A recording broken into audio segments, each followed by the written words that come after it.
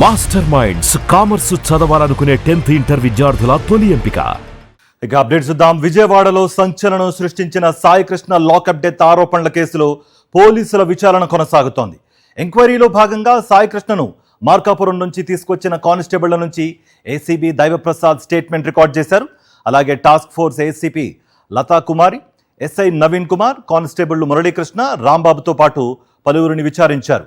సాయికృష్ణను Krishnalanka police స్టేషన్కు తీసుకొచ్చిన సమయంలో జరిగిన పరిణామాలపై ప్రత్యేకంగా ఆరా తీసింది ఏసీపీ దైవప్రసాద్ బృందం. కృష్ణలంక పోలీస్ సిబ్బందిని సైతం ప్రశ్నించారు.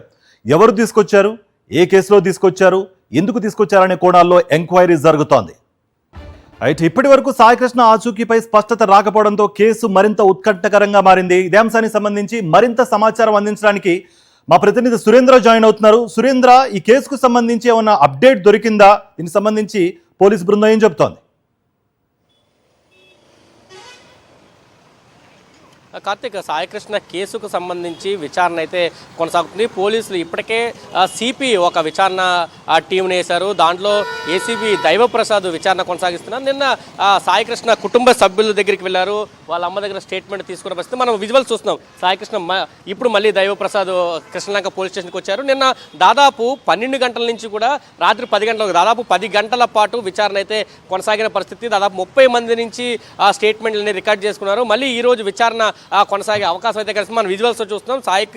దైవప్రసాద్ టీము మొత్తం అంతా కూడా కృష్ణలంక పోలీస్ స్టేషన్కి వస్తుంది. టాస్క్ ఫోర్స్కి సంబంధించి ప్రధానంగా కొంతమంది సీఏ కానీ, ఎస్ఐలు కానీ, కానిస్టేబుల్స్ కానీ మార్కాపురం నుంచి సాయికృష్ణ తీసుకుని వచ్చారు. ఈ నేపథ్యంలో అసలు ఎందుకు తీసుకొచ్చారు, ఏ కేసు నేపథ్యంలో తీసుకొచ్చారు, ఎవరెవరు తీసుకొచ్చారు, అలా తీసుకొచ్చి ఏం చేశారు అనే కోణంలో విచారణ అయితే కొనసాగుతున్న పరిస్థితి అయితే కనిపిస్తుందని చెప్పాలి. ఇటు తల్లి ఏదైతే స్టేట్మెంట్ ఇచ్చిందో ఆ స్టేట్మెంట్ ఆధారంగా కూడా విచారణ కొనసాగుతున్నారు. దాంతోపాటు టెక్నికల్ ఎవిడెన్స్ ఏదైతే ఉందో ఆ ఎవిడెన్స్ అన్నింటిలో కూడా ఇప్పటికే సేకరిస్తున్న పరిస్థితి కనిపిస్తుంది.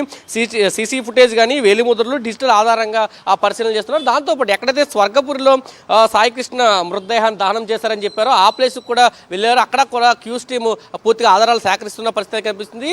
దీనికి సంబంధించి చిక్కుముళ్ళు ఒక్కొక్కటిగా విడుతున్నాయంటూ కూడా పోలీసు అధికారుల నుంచి సమాచారం అయితే అందుతుంది. దాంతోపాటు రాష్ట్ర ప్రభుత్వం కూడా ఒక విచారణ కమిటీ వేసింది. దానికి సంబంధించి ఎస్పీ నరసింహ కిషోర్ ఇప్పటికే విజయవాడ చేరుకున్నారు. నిన్న సిపిని కలిశారు. ఇప్పుడు అక్కడి నుంచి నేరుగా సాయికృష్ణ కుటుంబ సభ్యుల దగ్గరికి వెళ్తారు. అక్కడ కూడా స్టేట్మెంట్ తీసుకున్న తర్వాత మళ్ళీ కృష్ణలంక పోలీస్ స్టేషన్కి వస్తారు. ఇక్కడ యాస్టీస్గా ఫార్మాలిటీ పూర్తి చేస్తారు. మొత్తం ఎవరైతే ఆ రోజు డ్యూటీలో ఉన్నారో, సాయికృష్ణ తీసుకొస్తున్నారని చెప్తున్న తేదీ ఏదైతుందో ఆ రోజు డ్యూటీలో ఎవరున్నారో అందరినీ కూడా విచారించి పూర్తిగా స్టేట్మెంట్ నమోదు చేసే అవకాశం అయితే కనిపిస్తుంది. అయితే దీనికి సంబంధించి ఇప్పటికీ సాయికృష్ణ ఉన్నాడా లేడా, అసలు ఏమయ్యాడు అనే కోణం మాత్రం ఇప్పటికే ఒక ప్రశ్నగానే మిగిలిపోయింది. దానికి సంబంధించి పోలీసులు పూర్తి ఆధారాలు సేకరించిన తర్వాత మేమే బయట మాట్లాడతాము, ప్రస్తుతం విచారణ కొనసాగుతుందంటూ మాత్రమే అధికారులు చెప్తున్న పరిస్థితి మనకు కనిపిస్తుందని చెప్పాలి. Karthik, thank you Surendra. మరిన్ని అప్డేట్స్ కోసం ఛానల్ ను సబ్స్క్రైబ్ చేయండి. నోటిఫికేషన్స్ కోసం బెల్ ఐకాన్ పై క్లిక్ చేయండి.